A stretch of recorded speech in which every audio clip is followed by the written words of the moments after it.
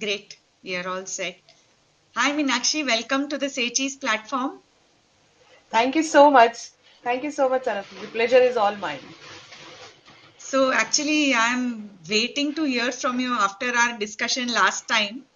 But I have this really lovely bio which is here. So, I will just, introduce you to our audience and then Sure. we can start off with the topic of the day. So, Meenakshi is a freelance travel writer, blogger, digital marketer, and destination marketing and promotion representative. She started her career as a professor of marketing, advertising, and branding in a reputed business school. And she has 22 years of experience with 15 years in the tourism industry as a marketing professional, promoting destinations and travel and tourism events. In 2005, she joined a travel magazine as a full-time editor and a media person for a travel trade fair company. Working as a marketing representative for Singapore tourism for 3 years in South India, she is also a travel writer, blogger, media professional, digital marketer, amateur trekker, and of course a foodie. I don't know about the amateur trekker part of it, given what your topic is today. Yeah. In 2018, she decided to get with the times and started blogging on her travel, food, and experiences at the age of 50. That is superb. It's like a life goal now for all of us. As a beginner, it also inspired her to share her trekking stories with fellow trekkers. Her stories are documented on www.tanhadil.in. Her articles and stories have been published in Spice Route, SpiceJet Airlines In-Flight Magazine, Hindu, Outlook Traveler, Deccan Herald, Women's Web, and Safari. Her blog focuses on encouraging and motivating women to start trekking and know everything about trekking, especially after the age of 40. She started trekking at the age of 47 with ailments like asthma, high blood pressure, knees issues, and thyroid. As she says, if I can do it, anyone can do it. Starting with day treks, she did a snow Himalayan summit of 12,500 feet high last year and the Everest base camp 17,500 feet this year. The blog tanhadil.in solemn goal is to inspire more and more women to take up hiking and trekking, which they inspire without any inhibition. She's also been featured as the superwoman of travel industry. Watch more on the Superwoman of Travel. The travel expert Meenakshi Gupta encourages women to travel solo, real women, real stories. And she's also been awarded as the best travel blogger in 2021 at SIBA. She speaks at events on curating content through print narratives, blogs, and vlogs for destination promotion on National Tourism Day at PES University, on grit and resilience at Seminar of HR Leaders, top-notch companies in Bangalore, on solo and adventure travel webinar on changing trends in travel organized by Travel Heals, role of women in Atmanirbhar Bharat at the prestigious RV Institute of Management, Bangalore, experiential travel and importance of storytelling at the prestigious Jain University, Bangalore, featured as inspiring trekker and blogger at Backstage, Radio 1 FM 94.3 week-long talk on the show Travel with Erica, speaking on travel trends, trekking and women traveling solo, speaking at IIHM International Olympiad, rebuilding domestic tourism. Gosh, reading that was tiring. How do you do so many things? Well, that's the grit and resilience. Amazing, amazing. So let's get on with the topic of today, grit and resilience, and the floor is all yours. I mean, I'm very, very intrigued to know about your recent experiences on this. Thank you so much. Thank you so much, Saraswati, and it's all my pleasure to be here on this platform. To begin my talk on grit and resilience, I must share a small story about myself, how all it changed me into the 360-degree person what I am today. with ailments like, as you said, BP, asthma, and the day came when my knees just gave off, and my orthopedic doctor told me that you can't even walk, and you just have to, do little pranayam at home, and make sure that you take a good diet and your weight is under control, so that you do not, aggravate your knees issues. This was not happening, and 2 months it happened and 3 months it happened. I thought, like, why I can't live with a box of medicines. Wherever I used to travel, I used to take a box of medicines, and it was inside me. It was so depressing that I couldn't just handle myself in that zone. So I went to my pharmacist and I told him, so this month's medicine, and then he said, nothing against any doctors or nothing against any medicine, but madam, why don't you just start walking a little bit? By sitting at home, you will make yourself worse. So I started walking, and then when I started walking, I started feeling good also. 3 months it just happened that I started walking, and I made it sure that I have to walk come what may. So maybe it is 1 kilometer or 2 kilometers. Every day I used to get out of the house and I used to walk 1 or 2 or 3. That's all. I was so scared that after 3 kilometers if I walk, it will have bad effect on my knees again. So I didn't want to get into that zone. So I was comfortably walking 3 kilometers. And until then, I met my running coach, and I told him, I said, this is what is my situation, and I'm like now 46. So he was a little hesitant to take me as a trainee, and then he said, okay, ma'am, but don't come with any goals in mind. Don't come, with any targets for yourself. Just make sure that you're fit, you are walking enough, and you are happy. That was my biggest goal was that time was that I have to be happy whatever I do, whether I walk, jog, do whatever I do, because I've been active all through my life, and this phase was very depressing for me. It was totally downfall. And then I told him, I said, okay, fine, whatever goals you are giving to other trainees, other runners, I will not peep into their targets at all. So my training started with him. I started building my strength and working on my knees, quads, calves, everything, whatever he could say, I was doing, religiously. 5 o'clock in the morning, I used to get up and prepare dabba for my son, send him to the school college. By 5:25, I used to be in the Cubbon Park every single day. From traveling from Domlu to Cubbon Park, reach there by 5:25, finish my workout by 7:15, come back home, prepare the khana, do all the chores, all whatever has to be done at home. Again, work for 5 hours, 4 hours, whatever, because I started a freelancing then. So I had a little, leisure of time and flexibility of time with myself. So I started my focus on myself.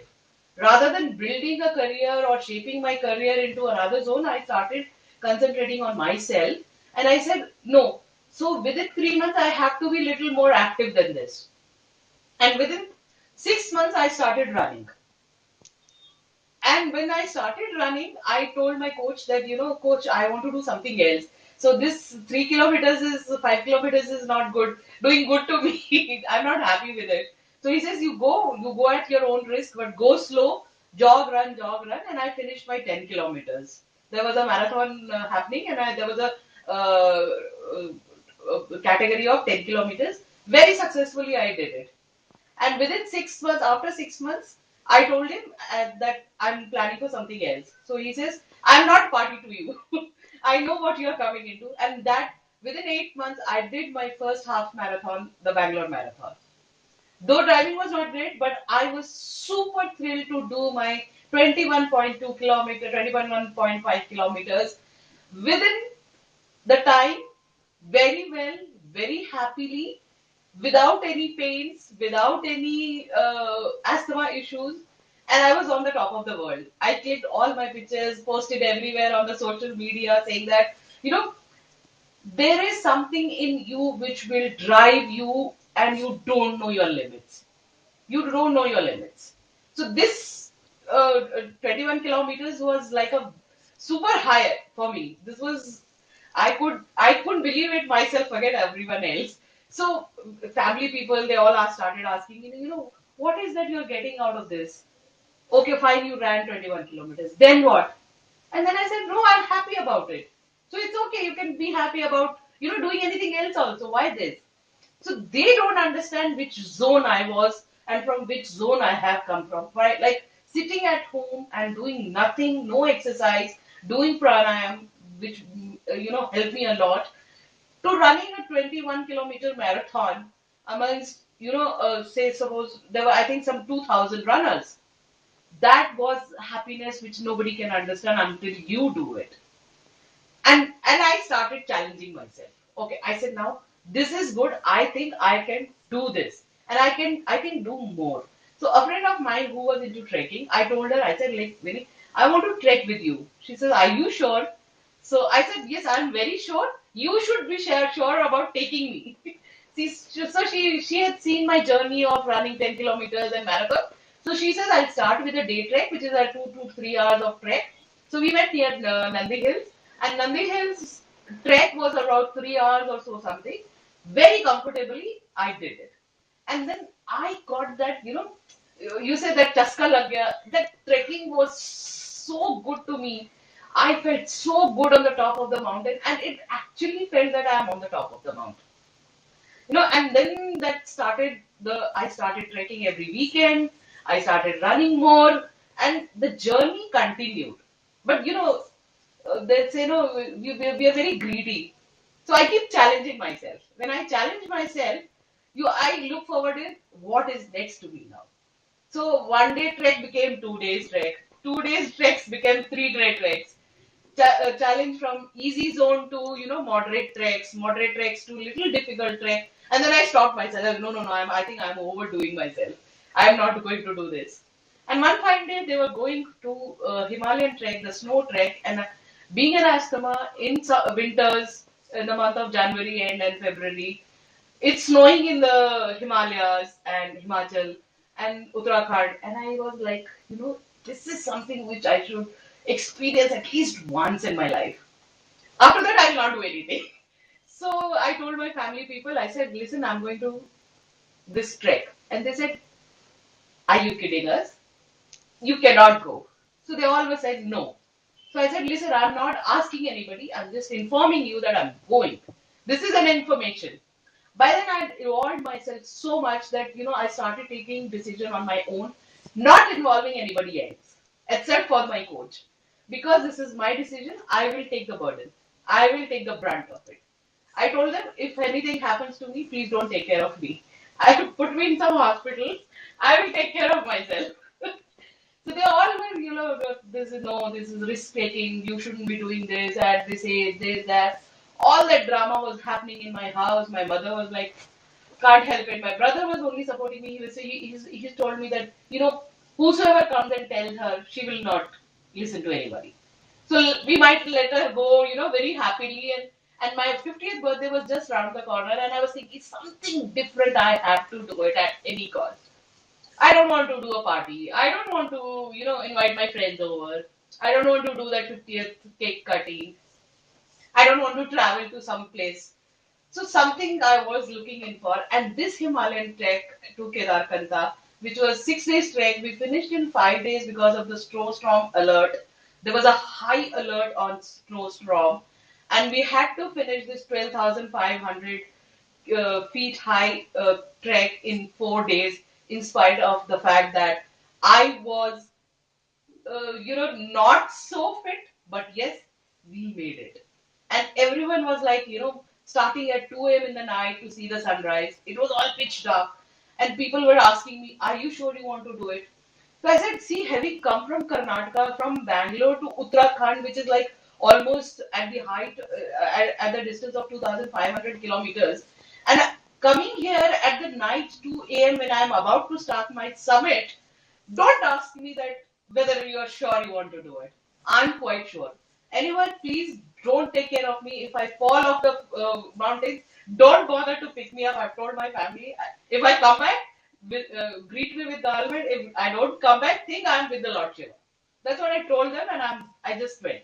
And this Kedarkanta is a very auspicious place where Lord Shiva had meditated a week before he proceeded towards the Kedarnath.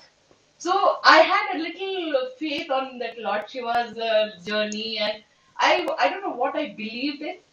Did comfortably without any problem, without any knees issues, without any asthma. Everything was going perfectly all right. Came back home happily, and I said, now done for the life. This is something which I was looking in for, that, good pictures, and being a social media person and a writer and a blogger, I want to, like, oh, I'm everywhere now. I can post everywhere. Something not to boast about, not to feel proud about it, but I wanted to share with somebody that if I can do it at the age of 47 or 50 with so many ailments, anybody can do it. It's all you have to believe in yourself. When you believe in yourself, people around you will also believe in you. So it makes a lot of difference. And then they support it, the unity, the congregation is so strong that everything will fall in place. And I was happily sitting after this, and then lockdown happened and everything happened. But I didn't leave. I did not even a single day I missed my workout. So online, exercises happened and everything was happening. I was running inside my compound, and I was doing all my strength exercises. I was doing it. But so my son asked me one day, why are you doing all this? Anyways, everything is locked down. You're not going anywhere. No trekking is happening. I said, that has got nothing to do with my goals. This is my consistent goal in my life, that I have to be fit all the time. So my people, they ask me, but you are overweight. I said, yeah, I'm overweight because I'm a foodie also. I'm a food blogger. If I go to a restaurant and they have to review food, I can't tell them that, I'm not going to eat this. I eat this and I run little extra tomorrow morning. So that is one thing which kept me going and kept me happy, that I am able to do whatever I want to do it.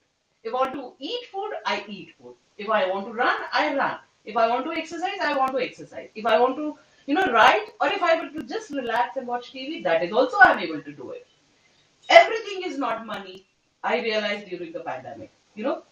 We have enough in life. Everyone has got enough in life, that even if you don't earn for another 5 years, or even if you don't buy clothes for 5 years, 10 years, you have enough to do or sustain your life. I became a minimalistic. I think everyone during this lockdown became very minimalistic, and we could manage to live in two pairs of clothes. And the same pair of clothes we used to use in exercise, sleeping, day, every time. So that life became so, compact, that we could realize that yes, we can manage everything in those limited areas. But my goals were bigger, my dreams were higher, and my challenges were higher. I said, no, I have to now done this. I can't sit. I have to challenge something more. And one of my friends, she said, "Chal Everest chalte hai." Are you crazy? Everest chalte is nothing, कि ऐसे कोई market जा रहे हैं या MG Road जा रहे हैं. Everest is Everest. Yes, but you can do it. I said, no, I can't do it. One minute, I think So I said, no, I can't do it. They said, no, the kind of workout you do, the kind of runs you do, I think the average should not be difficult for you. So I said, listen, give me 2 months of time. I will prepare for myself. And if I feel that, yes, I'm confident in 2 months of training, and after that, I will tell you whether I can go or not. You book my tickets only after I complete 2 months of training. I joined a personal coach. I told him this is what my goal is, but there is no compulsion. If I'm able to do it the day you say, yes, you are fit enough to go, you go. Otherwise, I'm not going. So I don't know. More than myself, I had believed, or I believed my coach, because they know better. They know what I'm capable of doing it. 2 months of vigorous training. Vigorous means like it was religiously vigorous, as if when we talk about now, as if you're going to Mount Everest. Why are you training so hard? I was actually going to Mount Everest.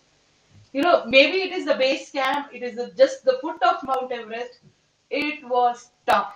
It was I can really imagine. tough.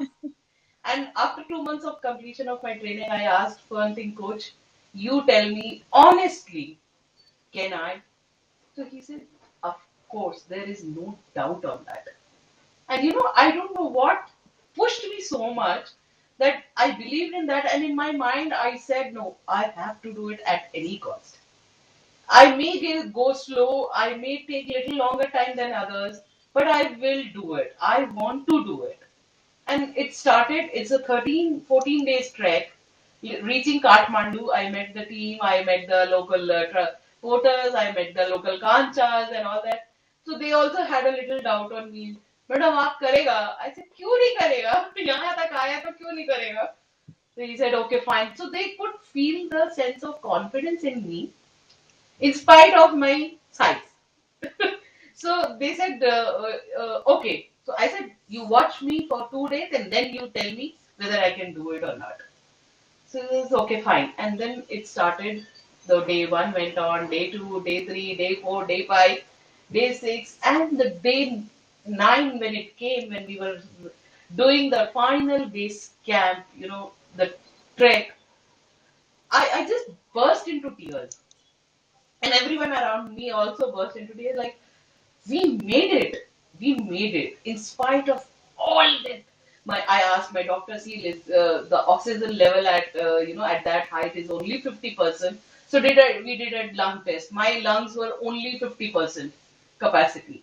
So 50% of my lung capacity and 50% oxygen at that level makes only 25% of the breathing space for me. And everyone was so scared and everyone was so praying for me. And I believe in all that, divine forces that if the forces are with you, you can achieve anything. Anything. And then I realized that, this is your grit and resilience. It is nothing else. How strongly you bounce back and how confidently, consistently you stay on that. You have to take control of yourself. You should make sure that when you are with yourself, everything else will fall into place. Everything else. So how do you develop this resilience?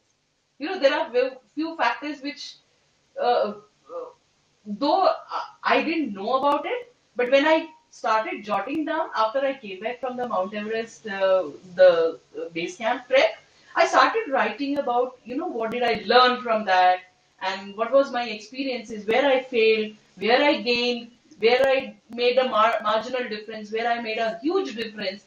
So there was something which was hitting me very badly, or maybe in a good way, is that I never stopped myself. Because I never stopped myself, I just kept going and going and going. And wherever the team used to take break, I used to take a break then only. Maybe little, aage piche I was, they were little 10 steps forward with me, but there's anyway in the trekking, there is no rule that you have to reach first. It is not a race. Nobody is racing against anybody. So it is your target or your race that you have to reach there. That's all. People ahead of me will reach 5 minutes early. They will take 5 minutes of rest more. That's all. That's all. When I kept it in my mind, it went on so smoothly that we all are part of the same. They will also reach the Mount Everest base camp. I will also reach the Mount base camp. Same way. 5-10 minutes here and there. And we all took photos. We all fought with the whatever the circumstances were. We came happily. We all came down happily. All together. Everyone was together. They also did the same distance. I also did the same distance. Only thing is, my struggle was little more than that because yes, they were little younger than me. But for them also it is same. For me also. So there is no competition. There is no race. So these feelings of competition with friends, some nugget. I don't want to talk about any negative feelings, but yes, one thing which I learned is that everything around you is positive if you see positive. There That is is true. no negativity around you. That is true. Absolutely no negativity around you if you start seeing Seeing positive. everything positive around you. And it helps. It helped me so much. So this is what I take, and the 3 C's which I strongly, believe in is So just to challenge. interrupt you, I just wanted to sensitize. We have just couple of minutes and the room may just end. So Okay.